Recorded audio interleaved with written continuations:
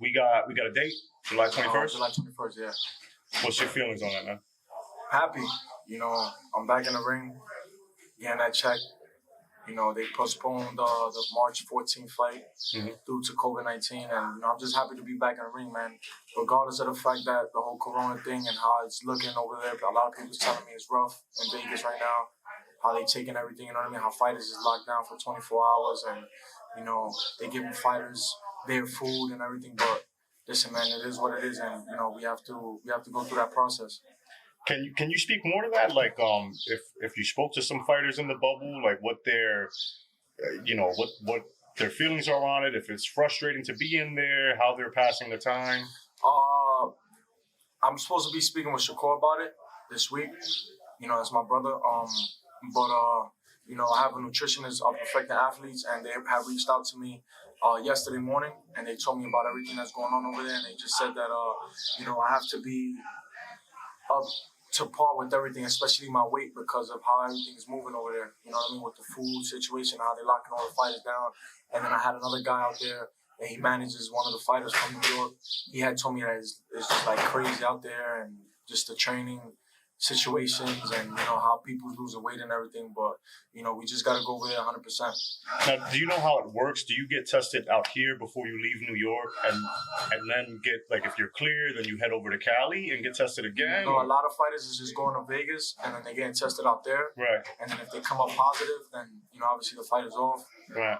I was actually thinking, and I was telling my dad, I said, shit, we should even see if we should get tested now. You know what I mean? Like, just myself, or anybody that's going to be with the team, that's going out there together. Well, I guess that's what I meant, because, I'm here, right? You know what I mean? Like, I would imagine 2 weeks before the fight, maybe this is something we probably couldn't do.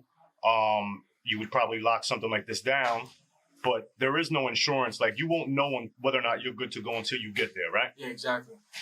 But, I mean, listen, if I get tested today and, I come out negative, you know what I mean? I'll just stay safe, I'll stay social distancing, and, we just stuck it out, man.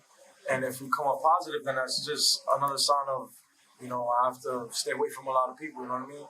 And regardless of the fact, it's a couple weeks before the fight, you know what I mean? So exactly, we can even probably go over there and be good, you know what I mean? We get right, again, and get cleared. Yeah, get cleared. I feel you.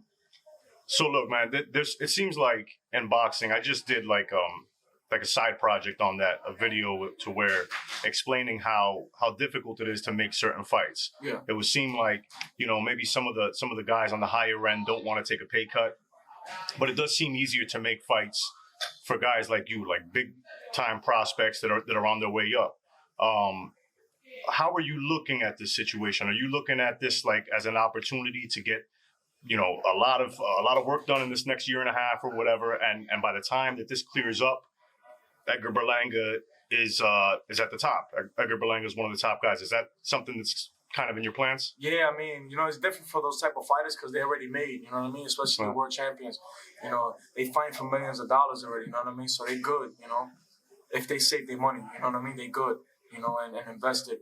But fighters like us, that's big time prospect, you know what I mean? We just want to get fights on our belt, because I know when it does open up and the fans could come in and come into the Garden, and they could start pushing this whole shit more, and I could fight in New York and in Puerto Rico and in Florida, I know it's going to be a big thing, you know what I mean? Because I should be already, say, 16-0, 17-0, Right, by the time this whole thing clears up, right? But like I said, fighters like Terrence Crawford, Danny Garcia, these guys, a lot of these guys, man, they so used to packing out stadiums, and then from packing out stadiums to fighting with no fans at all, it's crazy. Then having a pay cut is even more crazy. It's exactly. It's even and even from like the perspective of somebody that, let's just say, is a prospect, or somebody that, let's just say, is showing up essentially to lose.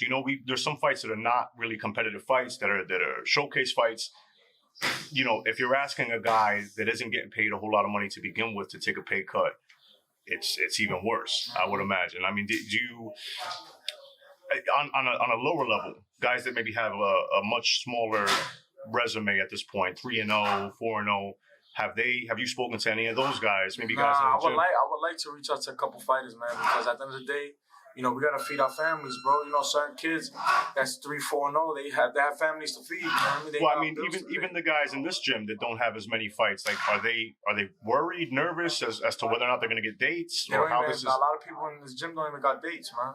You know, I'm the only fighter in here right now that has a date set, like 100%. Set in stone. You know what I mean? Right. And you know, like I said, man, I feel bad for any fighters that's 3-0, 4-0, that's probably making $5,000 a fight, that has to get a big paycheck cut to $2,500 to $3,000. You know what I mean? I don't think it's fair. You know, just for the simple fact that, you know, they coming up. You know, people got to feed their families, man. Right. Edgar, man, any last thing you want to say to the fans? Listen, I'm fighting July 21st in Las Vegas, Nevada, MGM Grand, ESPN.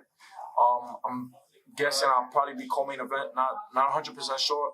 But listen, man, just tune in, continue to follow my journey, continue to support me, and I'm gonna continue to fight for you guys, man. And you know, we doing it. You know, we here, we working, we in New York, we busting our ass each and every day, man, and getting ready for the 21st. We missed we didn't get no Puerto Rican Day parade this year, you know? Yeah, man, it sucked, but you know, next year, man, hopefully, God willing, man, everything is open.